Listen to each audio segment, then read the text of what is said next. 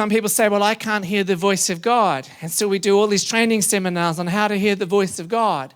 And those training seminars are helpful. But sometimes we're so busy talking about how God speaks and we're not identifying that there's a couple of volume knobs that are turned way high and they're screaming at us. It's called the voice of emotion and the voice of the mind. And no matter how much we talk to you about the voice of God, you're never going to hear the voice of God because you've got that amplifier screaming at you.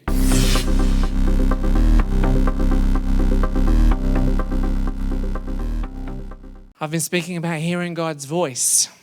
First of all, I started by asking this question: what voice are you hearing? Sometimes we need to actually stop and identify the voices that are inside of our mind, the voices that we're listening to, the voices that are rummaging around. You have power over something often simply by identifying it. At least that's always the first step of having power over something. Sometimes just knowing where a voice comes from automatically gives you power over it. Sometimes it helps you identify something that's influencing you, and you need to come up with a strategy to begin to overcome the influence that that voice has. But it's comforting to know that even just knowing where a voice comes from often gives you power over it. Because once you recognize where a voice comes from, often you automatically know what you need to do with that voice. It's the voices you don't know what to do with that can be a little bit harder. And so we have a lot of voices that are speaking into our hearts and speaking into our minds. And when we start identifying where those voices come from, we begin to gain power back over our lives, because before that, we don't know what's influencing us. And so you can't make a choice. If you don't know what's influencing you, you can't make a choice which voices you listen to. So that's why I gave you a very simple assignment. I'd really encourage you to do this at the beginning of the year. It's very, very simple. There are 3 voices I want you to identify straight up out of the box: the voice of emotion, the voice of the mind, and the voice of wisdom. The voice of emotion says, I feel, And in any situation that you're in, you might want to ask yourself this question: what am I feeling at the moment? This is an intense situation, it's a pressure situation, it's difficult, it's uncomfortable, but what is my feeling? And then even if it's a cruisy situation, you might want to ask, what do I feel? Because the issue is not that feelings are wrong, the issue is what influence does the voice of feeling or a voice of emotion have in our lives? And once you realize that you can just automatically listen to it, or you can identify it and make a choice, the place it's going to have in your life. So whereas in the past, the voice of emotion might have been screaming at you and you thought you had no choice and you had to obey that voice of emotion and it was agitating you and upsetting you, you might realize you don't have to let that voice of emotion control you. It's just one of many voices. And yes, you pay attention to it because your emotions are like message systems. They're alerting you to something, letting you know something. They're letting you know how you feel. But how you feel is not supposed to dictate or control your life. The wisdom of God is supposed to harness you and have the biggest influence in your life. And so if your emotions are serving you, that's great. If they're serving you, if they're helping you to serve God, that's great. But if they're not helping you to serve God, then you might want to dial that volume knob down. Maybe it would help some of you to have a little volume panel in front of you. Have a little sound system in front of you, and it's got 3 knobs on it. And they control the voice of emotion, the voice of the mind, and the voice of wisdom. And you actually have control over that little piece of apparatus, and you can dial those volume knobs up or you can dial them down. And it's not that we're supposed to turn off our emotion or turn off our mind. God's given us emotions, but they're supposed to serve us, not hinder us. He's given us a mind. Our mind is supposed to serve us, not hinder us. But sometimes it could be speaking too loud, and you just might need to dial it down a little bit. It's not correct to turn your emotions off, although you might identify certain emotions that you really do need to turn off. Sometimes you could identify which ones you're going to listen to and which ones you're not. So it's a very simple strategy. The voice of emotion says, I feel. The voice of the mind says, I think, In any given situation you're in, your thinking is speaking to you. Your emotions could be saying one thing, your mind could be saying another thing. In fact, your mind could be harnessing your emotions. Your mind could be dialing down the volume knob of the emotions. Or the emotions could be overcoming your thinking. And so it's all about what the correct balance is. But the most important voice is the voice of wisdom, which is God says. So there's an I feel, there's an I think, and there's a God says. And obviously we want the God says voice to be louder than every other voice. We want it to be louder than our emotions. We want it to be louder than our reasoning and our thinking. And we want our emotions and our thinking to come into line with the voice of wisdom. At the end of the day, that's what we ultimately want. We're simply asking those three questions. There's no right or wrong with this. You don't have to feel condemned. Your emotions could be good, they could be bad. Your thinking could be in line with the knowledge of God. It could be opposed to God's ways. But obviously what God says is in line with what God says. But I feel and I think could be totally out of whack with God's ways. But it doesn't matter. This is not a right or wrong question. This is just, that's the voice of emotion. We can all do that, right? That's my thinking, and this is the voice of wisdom. The voice you are listening to is the voice that you obey. So that's why you want to identify which voices are the loudest in your life. You know, the people that are the loudest usually end up dominating a situation. In fact, sometimes people can't handle loud people. So the way they handle it is they move out of the room. And actually, the loud person has just controlled you. They've moved you out of the room, right? Sometimes dealing with loud people is a skill, but you might want to learn how to do that, because I'm not just talking about loud people. I'm talking about the loud people in your life. They're not always the people with the most volume, but they're the people that seem to be the most dominant in your ear. And so sometimes you've got to learn to handle the loud voices, the dominant voices, the strongest influences in your life. If they're a positive influence in your life, then turn the dial up. You need to hear them. Maybe you're resisting some positive influences that God's put in your life. Maybe the voice of wisdom is coming to you through specific relationships. You want to identify what those relationships are. Maybe there are other voices in your life, other people. The things they are saying are enhancing the voice of your emotion and the voice of your mind, which are contrary to what God says. So as soon as you identify all of this, you know how to control that little piece of apparatus you've got in front of you. You can go, like, you might be resisting as you're dialing the knobs, but at least you know what you need to do, right?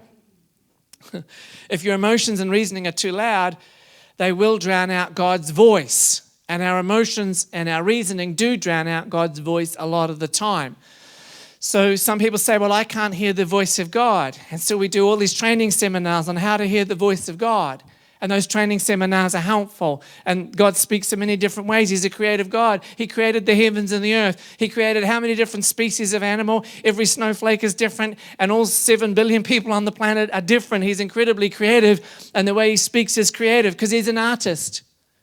And artists speak through their art, right? God's a creator. He's an artist, and he speaks to his artwork. His artwork is creation. You're part of his artwork. And so God speaks through all sorts of diverse and myriads of ways. But sometimes we're so busy talking about how God speaks, and we're not identifying that there's a couple of volume knobs that are turned way high, and they're screaming at us. It's called the voice of emotion and the voice of the mind. And no matter how much we talk to you about the voice of God, you're never going to hear the voice of God because you've got that amplifier screaming at you. And you don't even know there's another volume knob on your sound system that you can turn up. And hey, if you turn up the third volume, which is the voice of wisdom, then you're going to have 3 voices screaming at you. Well, that's better than 2. Because the third voice can help moderate the first 2. Actually, I'm being humorous, but I'm talking in reality as well. Sometimes the voice of emotion and the voice of the mind, they're very persistent, right? And sometimes it's really hard to get those knobs down. Sometimes it's hard to get the voice of wisdom up. And so, you know, if you've got the voice of emotion and the voice of mind screaming at you, then adding the voice of wisdom into the mix is actually a positive move forward. Even though you've got 3 voices screaming at you now. In time, you'll be able to dial the other ones down and get them in the appropriate mix. Your emotion can be your master or it can be your servant. So emotions either control you or they serve you. Your emotions are doing that to you right now. In your life, they're either serving you or they're controlling you. They're either propelling you toward God or they're moving you away from God. And so you can find out whether your emotions are your master or your servant just by looking at the movement they create in your life. Your mind can be your master or your servant. It either controls you or it serves you. How many of you like to order that mind to get in line sometimes as it takes you on a wild ride? Sometimes thoughts are like wild horses running around randomly all over the place, and you're trying to catch those thoughts and tame them and just get control of your life while your mind is out of control. But here's the good news. When you were born again, it caused your spirit to come alive to God. You see, you are a spirit being. Every single human being is a spirit, and they are God-breathed. But when you were born again, your spirit came alive in a dynamic way. It became sensitive to the spirit realm, and I mean the heavenly spirit realm, the God spirit realm. And, that's the spirit realm. Every other spirit realm is like a tiny little subset of the spirit realm. The spirit realm is the God spirit realm, right? Everything the devil does, he counterfeits the real. So some people get paranoid about the spirit realm. No, don't get paranoid about the demonic spirit realm. Just get in touch with God's spirit realm, because the Bible makes it really clear that God is spirit. And those who worship him must worship him in spirit and in truth. And so when you walk in truth, you are sensitive and open to God's spirit realm, because God's spirit realm is reality. Because if God is spirit and he is truth, then that's the reality you need in your life, right? There was a whole lot of theology and some simple statements. Believe it or not, what I'm telling you is life-changing if you take it on board. But you can hear God's voice. So don't believe the lie that you can't hear God's voice. You are born again. Your spirit has come alive. The moment you were born again, you came alive and you became sensitive to the spirit realm. You can hear God's voice.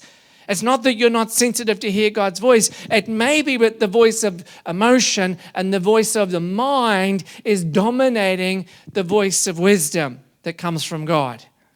And if that's the case, now you've got a different assignment. Oh, well, everybody else hears God, but I don't hear God. Oh, maybe there's something else screaming at me, and I just need to dial that down. And if there's a voice that's drowning out the voice of God, then you can ask God to give you a strategy. God, how do I get the right mix? How do I get the right balance of voices in my life? So identify the different voices operating in your life. The simple strategy I gave you is this. My emotion is telling me ... Get a bit of paper. Divide it into 3 headings. Put the first heading, my emotion is telling me.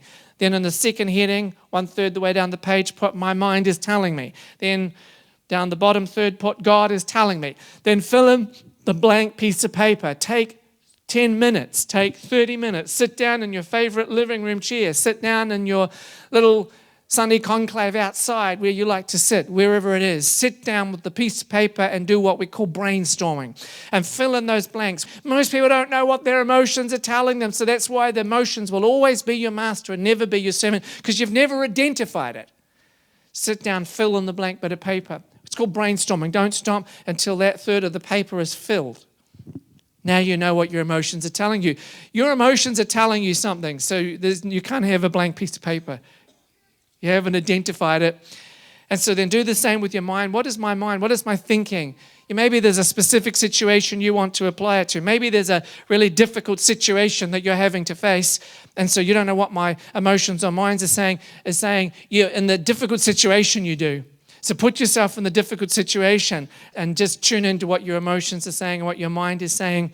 Some of you have a tug of war in your life because your emotions are saying one thing and your mind is saying another. Well, praise God, you might get torn 3 ways when you add what God says into the mix as well. Hallelujah. But that'll be an advantage, right? And then, what is God telling me? Okay, so that might be the hard one to answer. What is God telling me? But sometimes you don't get an answer because you don't ask a question. And you never actually stop to think, well, what is God telling me? Because the truth is, God's been speaking to you all through this year, all through last year. I mean to say, God's been speaking to you all through the last year. And sometimes you just haven't realized what he's been saying because you haven't stopped to ask, God, what are you telling me? But you look back on the year and you say, God, what were you telling me? And you think, that was you. You were telling me that. Yeah, you kept reminding me of that several times. Or I read something in the Bible and it kept standing out to me. And then somebody else said something to me. And then, there was a real emphasis on a particular truth at Celebration Church. Every Sunday there was an emphasis on this. It was like a corporate anointing because God was speaking to us as a corporate body. And okay, so you put all these things down. That's what God is speaking to you. You could put something down that there's something that stood out from reading the Bible. I mean, come on, in a whole year, you can identify what stood out and God was telling you from reading the Bible. You could put down what stood out from the messages that were preached. You could put down something that stood out from that came from significant other people in your life that was actually the voice of wisdom speaking to you. There's lots of ways God speaks, of course, but ask yourself the question, God is telling me. Okay, so there's your assignment. Who did their homework? Did anybody do their homework? No hands yet? Okay, there is still time. It is still the start of the year. My emotion is telling me, my mind is telling me, and God is telling me. It doesn't get much more simple than this, but it's going to help you get your cluttered life in order. Who are the people with the most influence in my life was the next question I encourage you to ask, because often those voices, the most influential voices in our life, they affect our emotion. They affect our thinking. They affect hearing the voice of God because God sometimes speaks to other people in our lives as well. So are those people speaking predominantly from emotion, mind, or wisdom? Ask yourself that question, and that can sometimes help you identify, okay, that person is speaking more from the mind, that person is speaking more from the emotion, that person is speaking more from the wisdom of God and the voice of God. Okay, this one's at volume 8, that one's at volume 4, and that one's at volume 2. Okay, first of all, I need to dial that one down to 2, the influence that person has on me because they're influencing my emotion, and I need to dial that one up to an 8. I'll just switch those two around. I'll deal with the mind later. I'll deal with the mind person later, right? I'll deal with this person. I'll dial them. So all you've done is you realize, okay, that sounds complicated, but all I've done is say, I need to listen to that voice less, or I need to let it have less influence. You know, there are some voices you can't stop. They're the people that are close to you. Wouldn't it be fun if you could just order them? Would you stop that? You can't always do that, right? But you could choose the influence that voice has on you, right? So sometimes you just got to identify, okay, that's a really dominant voice in my life, and it's actually feeding into my emotions in a way that's not helping me, and I just need to dial that down so it has less influence on me, and I want to replace that with the voice of God. Now, how can I do that? How can I hear the voice of God as clearly as the influence that was coming through this person over here? So these are really simple things that you can do. So you've got to identify the people that have influence, the voices that have influence, and what they're affecting, whether they're affecting the I feel, the I think, or the God says. So come up with a strategy. When I feel or I think is contrary to God says, what can you do to reinforce the voice of God? I'll say that again. When I feel or I think is contrary to God says, what can you do to reinforce the voice of God? I want you to have the voice of God blaring in your ear by the end of the year.